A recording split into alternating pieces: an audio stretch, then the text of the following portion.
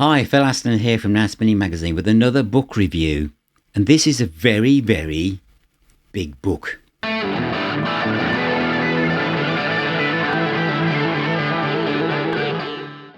So, it's a big book review. Right, this is You Are One of Us by Mark the Hooper, which I'm reviewing in a separate video. This is a book. This is a book on the Doors, which is a very big book, which I reviewed on the channel. Great book. And this was an incredibly large book called Led Zeppelin, The Only Way to Fly by Richard Morton Jack, who is a musical archaeologist and forensic scientist for what he did for this Led Zeppelin book, which I know many of you went off and bought after I reviewed it. Huge, isn't it? You probably struggled to find somewhere on your bookshelf that was high enough to put it on. This, which weighs twice as much, is called British Music as It Happened, 1962 to 1972. Right, I don't know if I can do this, but I'll try. So you can see, I can't, that this one is massive. Have I got anything? I can't think of anything to put next to it to give you perspective here. Come on, just get on with it, Phil. Show us what's inside it. Okay, look. Normal book. Big book. So, what is this? Well, if you like the Led Zeppelin book, with all those press cuttings, imagine if there was a book that did that for what was going on in the music scene over a 10-year period. This is that book. Let's have a look inside it. This is a look at pressing news, British Music as It Happened from 1962 to 1972 by Richard Morton Jack. And I've recently reviewed the Led Zeppelin book by Richard, and that was huge. But this is another beast altogether. You can see there the size of it, but it's what you can't quite work out, probably, is how long this book is. This is a book that will be a feature wherever you have it in the house, because you'd have to have incredibly deep bookshelves. So this is a book that's going to sit on top of something. So if it's a coffee table, it will dominate. That's all I'm saying. But this, like the Led Zeppelin book, is similar in some aspects, in that what this does is go through, if you like the Led Zeppelin book, sorry, this is, you can see my Daleks are trying to escape, is you, on the contents, you can see, you might be able to see some of the bands there. I'm not going to cherry pick which ones to look at, but what Richard has done, he hasn't necessarily picked, and he certainly hasn't actually picked on well-known bands in many ways, but he's picked on bands that who had 5 minutes or a few months of fame in absolutely forensic detail. The Beatles obviously start it off, but you can see how this is how the book's going to go. It's clippings, it's memorabilia, it's little adverts, it's reviews, and a bit of text for context. So, and then lots of press releases, depending on who it is. So lots of stuff here that you would never have seen before. Onto the Hollies here. So, EMI press releases, Julie Driscoll, the Kinks, the Syndicates, the Rolling Stones, the Yardbirds, Pete Best 4, the Zombies, the Kinks. Some bands appear more than once, but a lot of the information, Joe Cocker, this is the kind of stuff that for many of you will be stuff that you just dive into. Rod Stewart, Jimmy Page, the Zombies, again, the Hipster Image. And this is where we get into bands where you think, these bands must have thought, I'm on the way, Marianne Faithfull. A few pages on her. Brian Auger, Trinity. Mike Stevens, the Small Faces, Davy Jones, the Action, the Eyes, Les Fleurs de Lis, Mark Bolan, Some great pictures of Mark there. The Who. And we're in 1965 now, so what this book is doing is going through year by year. You've got Vashti Bunyan there, Wimple Witch, the Kubars. Some of these you'll be going, who? But many of you go, oh wow, he's featured them, Cream. And so where are we now? We're the Artwoods, John Lord, you see. The In-Betweens, we're in 1967 now. John Mayall's Blues Breakers, Paul McCartney, John's Children, The Smoke, Procol Harum. And I love the way there's kind of a stuff that teenagers were interested in. What was their favourite colour? What did they like? This is because this is what this era is all about. This is all brand new. The Beatles again. David Bowie. And the first album. Stuff on Bowie and Pink Floyd. So all lots of interesting stuff to dive into. The Sin. The Small Faces again. Bill Fay. Virgin Sleep, Kaleidoscope, 23rd Turnoff, The Idle Race, The Accent. Great pictures of some of these bands I've not heard of. Family, The Family as they were there, the Bonzo Dog Doodah Band. Great stuff on that. Haps Nash and the Coloured Coat, Peter Green's Fleetwood Mac, Cream again, Disraeli Gears, classic. The Pretty Things. The Tickle, in Tintern Abbey, long lost proto-prog, but all the stuff that was written about them. The Stones again, Genesis, very early on here, the Incredible String Band, The Move, tons of stuff on The Move. You see all this stuff there at the present home, where they live, what they were into. I just love this kind of stuff. Rainbow Folly, Small Faces, July, more stuff on them. Duncan Brown, The Idle Race, The Deviants, Fleetwood Mac with Albatross, The Pretty Things, The Rolling Stones, Fairport Convention, Led Zeppelin, of course, which Richard has done, expanding every direction on that. Gun, Jimmy Campbell, Andromeda, Nick Drake, 5 Leaves Left, Fairport Convention, absolutely stunning stuff. So Blossom Toes, Jethro Tull, Stand Up.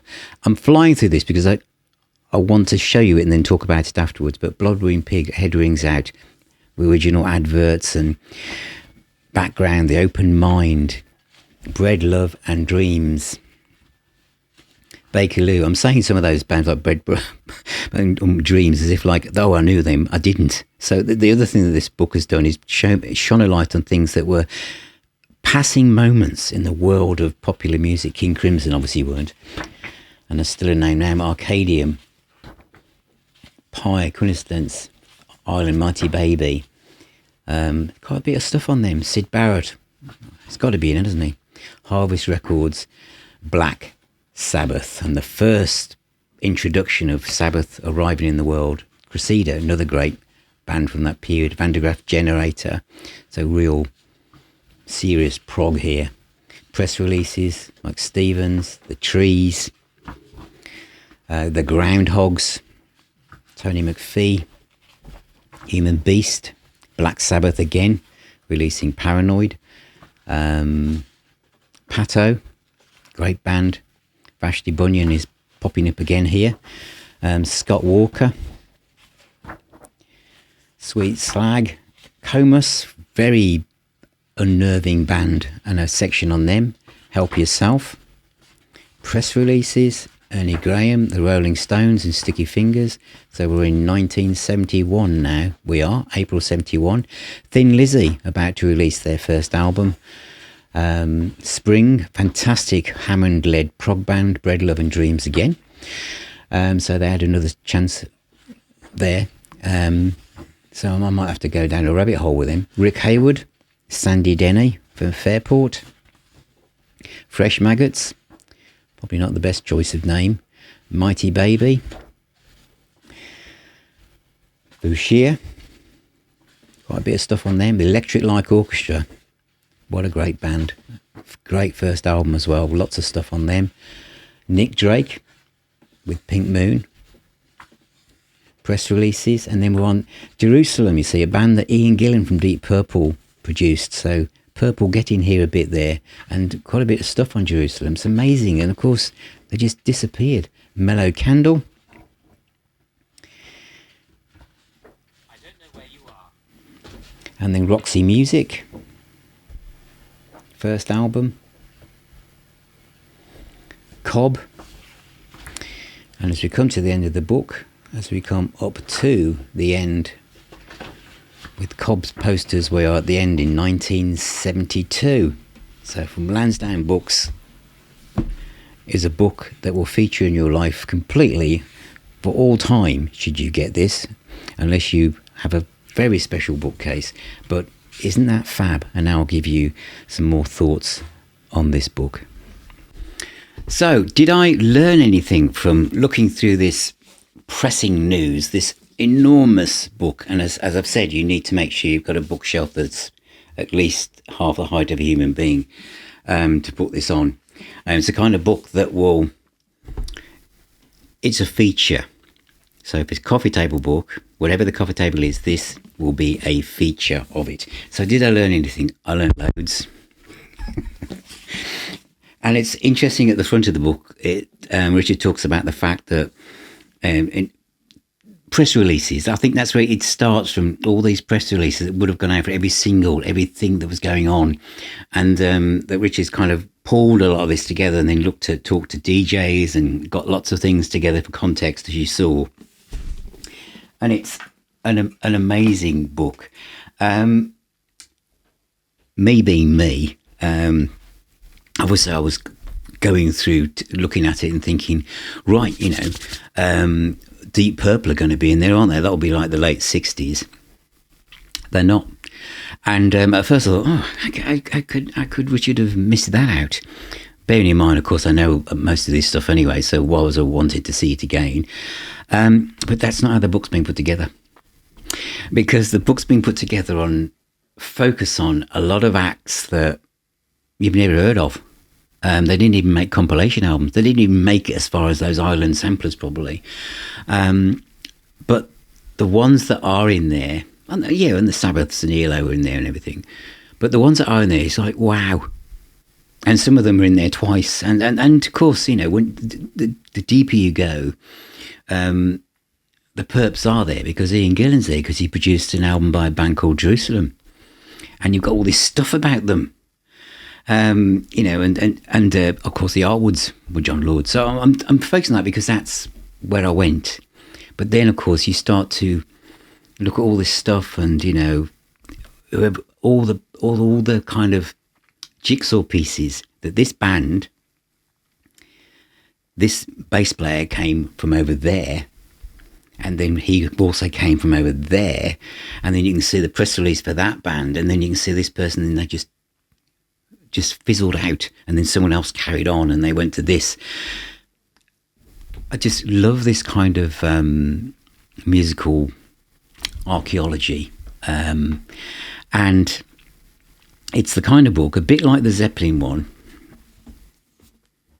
Well, obviously that's just Zeppelin, and the fact that book is just about going up to Led Zeppelin 2, but this covers a decade. I probably would have liked it to have gone a bit further, but how could it? Because it would have been impossible to lift up. But yeah, 1962 to 1972, because I kind of, that's not bad actually. I was thinking about it. I had a discussion with somebody not that long ago when I talked about what was the most expansive changed aspect of popular music, and I kind of said, 1968 to 1972. You could take it to 73, but really everything that happens in 73, the kind of seeds of it are in the previous bit. And you could say that saying 68, I should really say 67 because of what was going on then, with all those other bands. But that core part is where music was changing so dramatically. And of course, for me, once I learned a lot is because if I then go back 67 to 66, 5, 4, 3, 2, I'm getting a kind of a laser beam into everything that was going on around, the Beatles and the Stones, but in different places like Birmingham, and what was happening, all these labels when they were looking after musicians who were in their early teens, really, in some cases, everyone picking up a guitar and forming a band and potentially getting a deal or gigs and everything, and all the kind of managers hovering to think, oh, look at that market we could make money out of. I found it an absolutely fascinating book, and if you're into this kind of thing, and I remember, well, not so much I remember, but I love kind of looking at old adverts and music magazines for albums that came out in the 70s, or I love that kind of thing. My background was advertising, and I love looking at vintage ads and stuff like that, and press releases. So it's kind of in my blood to seek out things like this. I just love looking at stuff, and what I also like is a bit of the context in it as well. So you're looking back, but you also get a feel for where you are now. It's an amazing book, and it's wonderful that this exists. So wherever you go, I mean, this is obviously a more well-known band. I've just opened up at the Rolling Stones Beggars Banquet, November 1968. Press release on one side. What's on the other side? If I go back just a bit, The Pretty Things. And I know I'll flick through it really quickly. Incredible string band, Electra, press release. It's great. Pressing News, Richard Morton Jack. What a guy. This is Lansdowne Books again. These are books. Well, I'm surprised this music standard coped with that, actually. But these are books that are absolutely made for people like myself, like ourselves here at Now Spinning Magazine, where we just love this kind of attention to detail, and we just wallow in it, really. It's just fantastic, absolutely fantastic. And of course, the kind of danger point here is that books like this will send you down rabbit holes, because you'll see something and you'll see that this person went over there and that person went over here, and you'll think, I've never heard of them. And you'll go off and find out that there is some obscure 2 CD version from Repertoire Records in Germany or something, and you'll go off and get it. And then that will lead to all sorts of adventures, won't it? Anyway, thank you so much for being here. Thank you for all of your support. Thank you for all your messages and emails and everything else that you do. It really is appreciated here at Now Spinning Magazine. And if you want to join our communities, which is made up of like-minded people from around the world, safe environments to talk about all the music you love and all the music you're about to discover, then we have private groups on WhatsApp and Facebook, and you can get access by becoming a patron or YouTube member. And we have our own private pub called the Now Spinning Arms, which meets up twice a month via Zoom. So remember, music is the healer and the doctor. Please take care, all of you, and I'll talk to you all very, very soon.